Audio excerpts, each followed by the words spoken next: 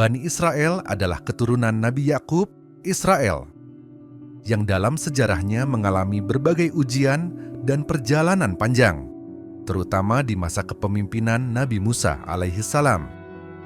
Dalam Islam, kisah Nabi Musa dan Bani Israel banyak disebut dalam Al-Quran, terutama terkait pembebasan mereka dari perbudakan di Mesir, perjalanan di padang pasir, serta pemberian kitab Taurat.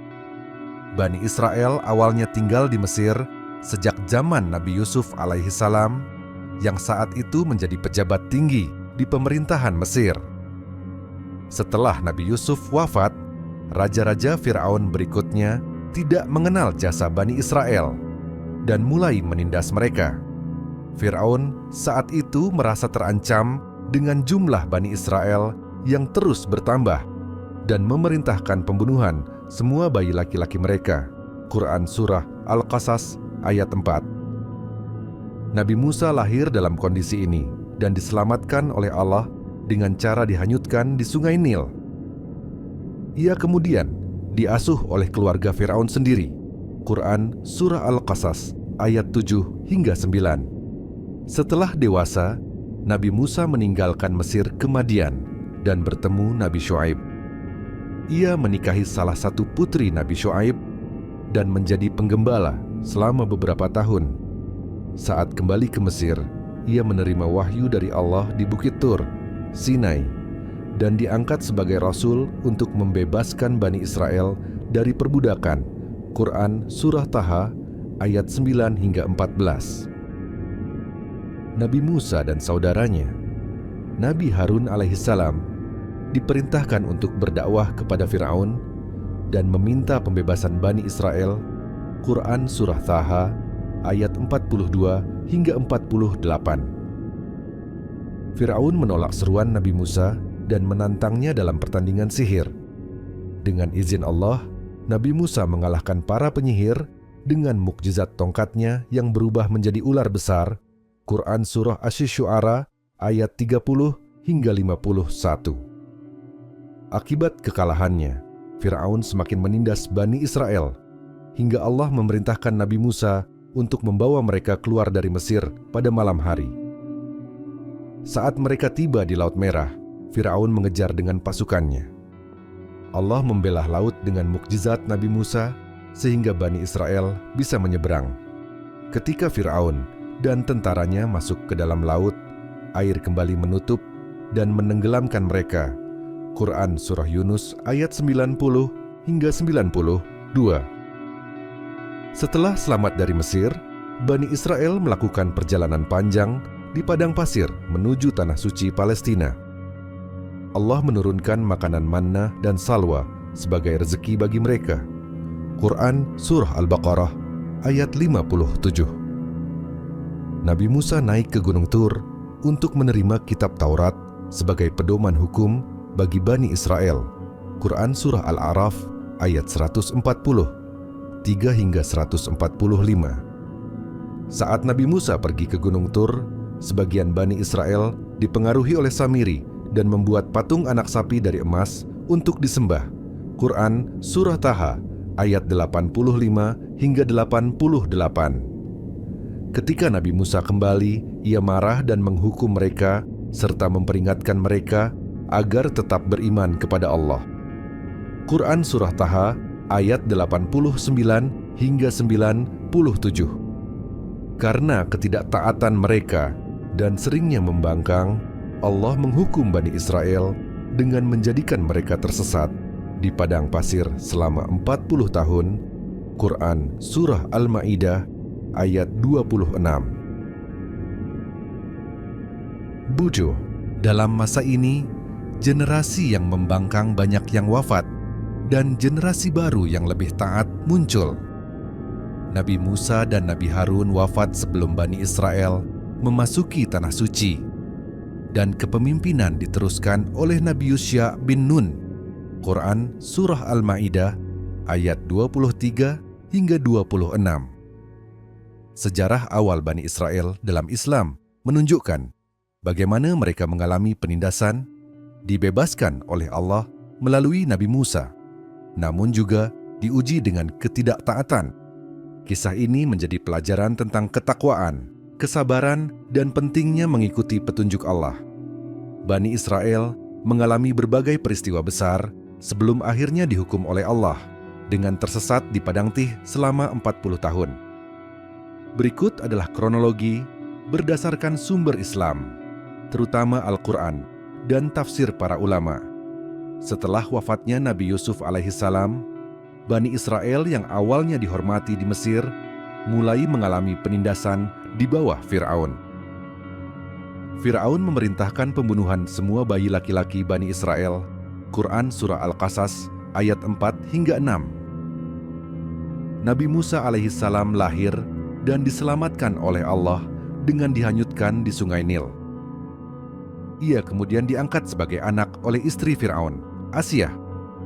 Quran Surah Al-Qasas ayat 7 hingga 9. Setelah dewasa, Nabi Musa tidak sengaja membunuh seorang Mesir dan melarikan diri ke Madian. Quran Surah Al-Qasas ayat 15 hingga 21.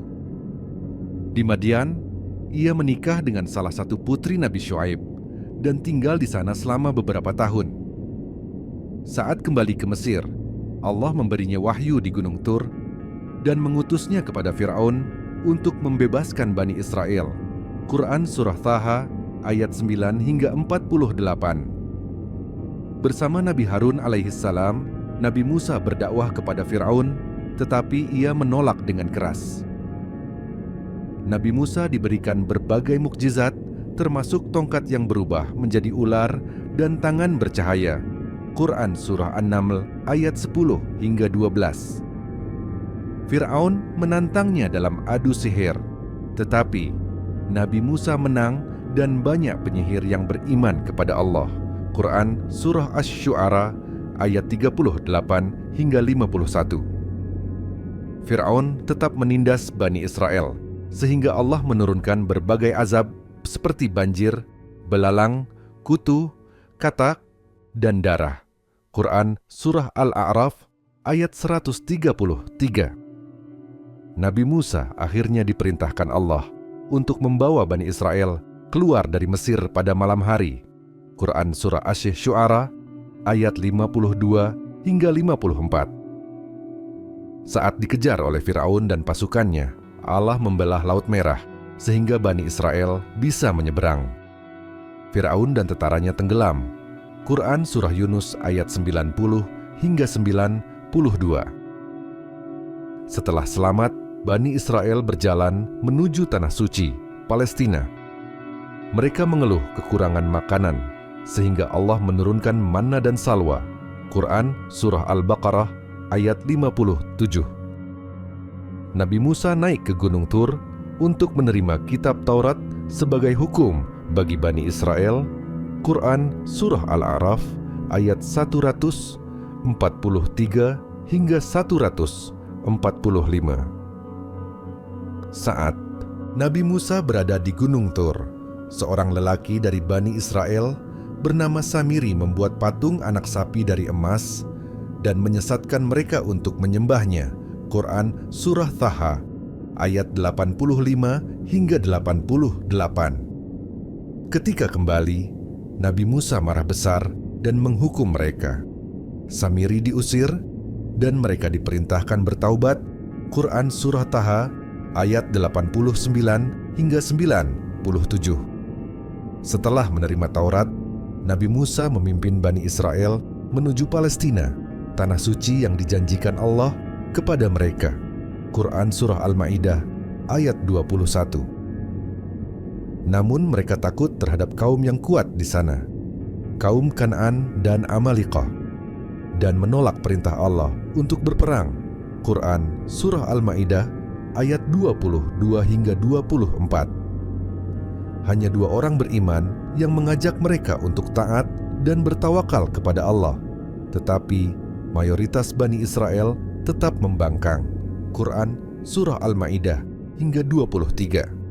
Mereka bahkan berkata kepada Nabi Musa, "Wahai Musa, pergilah engkau bersama Tuhanmu dan berperanglah. Kami akan duduk di sini saja." Quran Surah Al-Ma'idah ayat 24. Karena ketidaktaatan mereka, Allah menghukum Bani Israel dengan menjadikan mereka tersesat di padang Tih selama 40 tahun. Quran Surah Al-Ma'idah ayat 26. Selama periode ini, generasi yang membangkang wafat dan generasi baru yang lebih taat muncul. Nabi Harun wafat lebih dulu, disusul oleh Nabi Musa sebelum mereka berhasil memasuki Tanah Suci. Kepemimpinan dilanjutkan oleh Nabi Yusya bin Nun yang akhirnya membawa mereka ke Palestina. Bani Israel mengalami berbagai ujian sebelum akhirnya dihukum dengan tersesat di padang Tih. Penyebab utama adalah ketidaktaatan mereka terhadap perintah Allah dan sikap pengecut dalam memasuki Tanah Suci. Kisah ini menjadi pelajaran tentang pentingnya keimanan, ketaatan, dan keberanian dalam menjalankan perintah Allah. Setelah selamat dari perbudakan di Mesir dan melewati Laut Merah, Bani Israel diperintahkan oleh Allah untuk memasuki Tanah Suci, Palestina. Namun, karena ketidaktaatan dan ketakutan mereka terhadap penduduknya, Allah menghukum mereka dengan tersesat di padang Tih selama 40 tahun. Peristiwa ini dijelaskan dalam Al-Quran, terutama dalam Quran Surah Al-Ma'idah ayat 24 hingga 26. Setelah meninggalkan Mesir, Nabi Musa alaihissalam memerintahkan Bani Israel untuk memasuki Tanah Suci, Palestina. Namun mereka menolak karena takut menghadapi kaum yang kuat di sana, yaitu bangsa Kanaan dan Amalik. Mereka berkata, "Hai Musa, sesungguhnya di dalamnya ada kaum yang gagah perkasa. Kami sekali-kali tidak akan memasukinya sebelum mereka keluar darinya." Quran Surah Al-Ma'idah ayat 22 hingga 24. Karena ketidaktaatan mereka, Allah menghukum mereka dengan tersesat di padang Tih selama 40 tahun, sehingga generasi yang membangkang tidak dapat memasuki Tanah Suci. Bani Israel kehilangan arah dan terus berputar-putar di padang Tih tanpa menemukan jalan keluar. Ini adalah bentuk hukuman dari Allah atas sikap keras kepala mereka. Karena sulitnya mendapatkan makanan di padang pasir, Allah memberikan rezeki berupa manna, sejenis makanan manis dari langit, dan salwa, burung kecil yang bisa mereka tangkap dan makan. Kami turunkan kepada kamu manna dan salwa. Makanlah dari makanan yang baik-baik yang telah kami berikan kepadamu. Quran Surah Al-Baqarah ayat 57. Meski demikian, mereka tetap tidak bersyukur dan bahkan meminta makanan lain seperti bawang, mentimun, dan kacang-kacangan. Quran Surah Al-Baqarah ayat 61. Di tengah kekurangan air, Nabi Musa diperintahkan oleh Allah untuk memukul batu dengan tongkatnya. Dari batu itu memancarlah 12 mata air, masing-masing untuk satu suku Bani Israel. Quran Surah Al-Baqarah ayat 60. Nabi Musa menerima kitab Taurat sebagai pedoman hukum bagi Bani Israel di Gunung Tur, Sinai. Hukum ini mencakup aturan syariah, ibadah, dan sosial. Bani Israel masih sering membangkang, termasuk penyembahan patung anak sapi emas yang dibuat oleh Samiri saat Nabi Musa naik ke Gunung Tur. Quran Surah Taha ayat 88 hingga 97. Karena dosa-dosa mereka, Allah memberikan berbagai hukuman, termasuk wabah penyakit dan gempa bumi yang membinasakan sebagian dari mereka. Nabi Musa dan Nabi Harun tidak diizinkan masuk ke Tanah Suci. Kepemimpinan diteruskan oleh Nabi Yusya bin Nun, yang kemudian membawa generasi baru Bani Israel ke Palestina setelah masa hukuman berakhir. Kesabaran dan ketaatan kepada Allah adalah kunci keberhasilan. Hukuman Allah turun kepada kaum yang sombong dan tidak bersyukur. Allah tetap memberikan rezeki meski mereka dihukum, menunjukkan kasih sayangnya. Selama 40 tahun di padang Tih, Bani Israel mengalami kehidupan sulit Tetapi Allah tetap memberi mereka makanan dan air. Namun, banyak di antara mereka yang terus membangkang hingga akhirnya generasi yang taat dipimpin oleh Nabi Yusha bin Nun berhasil masuk ke Tanah Suci. Dalam Islam, kisah Bani Israel yang tersesat di Padang Tih selama 40 tahun merupakan bagian penting dari perjalanan mereka setelah dibebaskan dari perbudakan di Mesir oleh Nabi Musa alaihi salam. Peristiwa ini dijelaskan dalam Quran Surah Al-Ma'idah ayat 24 hingga 26, di mana mereka menolak perintah Allah untuk memasuki Tanah Suci, Palestina, karena takut menghadapi kaum yang kuat di dalamnya. Akibat pembangkangan ini, Allah menghukum mereka dengan pengembaraan di padang pasir. Dari kisah ini, terdapat banyak hikmah yang bisa diambil. Bani Israel telah melihat banyak mukjizat, termasuk terbelahnya Laut Merah dan makanan manna serta salwa yang diturunkan dari langit. Namun, mereka masih meragukan perintah Allah dan menolak berjihad memasuki Tanah Suci karena ketakutan terhadap musuh yang kuat. Hukuman 40 tahun tersesat di Padang Tih adalah pelajaran bahwa menolak perintah Allah membawa konsekuensi besar.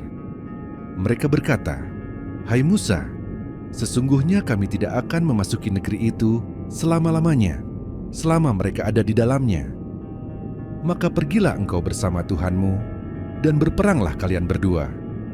Sesungguhnya kami hanya duduk menanti di sini." Ketidaktaatan kepada Allah dan sikap pengecut dalam menghadapi perintahnya dapat menyebabkan kesengsaraan dalam hidup. Dalam masa 40 tahun pengembaraan, generasi tua yang cenderung membangkang dan tidak memiliki keberanian untuk berjuang wafat digantikan oleh generasi baru yang lebih kuat, beriman, dan siap memasuki Tanah Suci di bawah pimpinan Nabi Yusha bin Nun. Allah ingin membentuk umat yang lebih tangguh dan siap untuk mengemban tanggung jawab besar. Di tengah padang pasir yang tandus, Bani Israel diuji dengan keterbatasan makanan, air, dan tempat tinggal, sehingga mereka harus belajar berserah diri kepada Allah. Dalam keadaan ini, Allah tetap mencukupi kebutuhan mereka dengan manna dan salwa. Quran Surah Al-Baqarah ayat 57, sebagai makanan dari langit, mata air dari batu yang Allah keluarkan melalui mukjizat Nabi Musa. Quran Surah Al-Baqarah ayat 60, awan sebagai pelindung dari terik matahari. Quran Surah Al-Baqarah ayat 57. Cobaan hidup mengajarkan manusia untuk tidak bergantung pada dunia, tetapi hanya kepada Allah. Meskipun diberi makanan dari langit, manna dan salwa, Bani Israel masih mengeluh dan meminta makanan lain seperti bawang, mentimun, dan kacang-kacangan. Quran Surah Al-Baqarah ayat 61. Sikap ini menunjukkan kurangnya rasa syukur atas nikmat yang telah diberikan Allah. Mereka berkata, "Wahai Musa, kami tidak tahan hanya dengan satu jenis makanan saja. Maka mohonkanlah kepada Tuhanmu agar Dia mengeluarkan bagi kami apa yang ditumbuhkan oleh bumi, seperti sayur mayur, mentimun, bawang putih, kacang adas, dan bawang merah." Orang yang tidak bersyukur atas nikmat Allah akan selalu merasa kurang dan gelisah dalam hidup. Sebelumnya, Bani Israel hidup sebagai budak di Mesir selama ratusan tahun.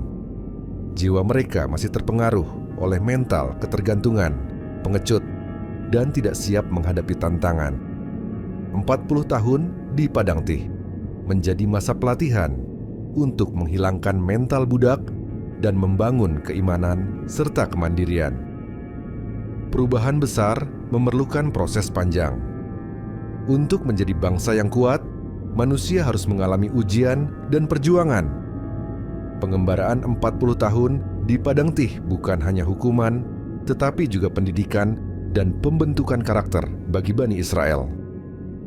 Dari kisah ini kita belajar bahwa ketaatan kepada Allah adalah kunci keselamatan. Generasi baru yang lebih baik akan menggantikan generasi yang lemah dan membangkang Ujian hidup mengajarkan manusia untuk bersabar dan bergantung kepada Allah. Kesombongan dan kurangnya rasa syukur dapat mendatangkan kesulitan lebih besar. Setiap ujian memiliki hikmah untuk mendidik dan menyucikan jiwa manusia. Kisah ini juga menjadi peringatan bagi umat Islam agar tidak mengulangi kesalahan yang sama dalam menghadapi ujian dan perintah Allah. Jika kita ingin meraih kejayaan, kita harus siap menghadapi tantangan dan bersabar dalam perjuangan.